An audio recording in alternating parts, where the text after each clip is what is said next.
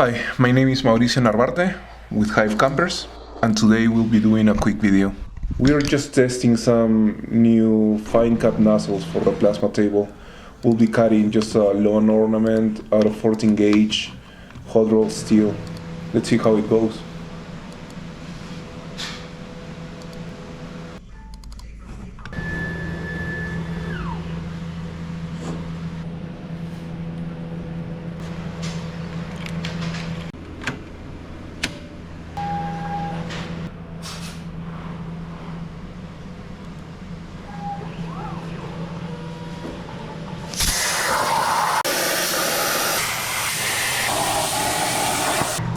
The results were really good, really clean cut, minimum cleanup, and this actually just gave us an idea of how to modify the plasma table to make it a little bit nicer.